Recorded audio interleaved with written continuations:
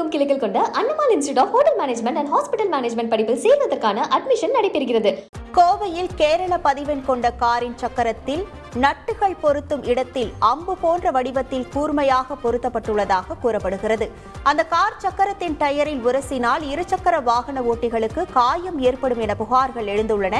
இதுபோன்ற செயல்களை செய்பவர் மீது நடவடிக்கை எடுக்குமாறு சமூக ஆர்வலர்கள் கோரிக்கை விடுத்துள்ளனர்.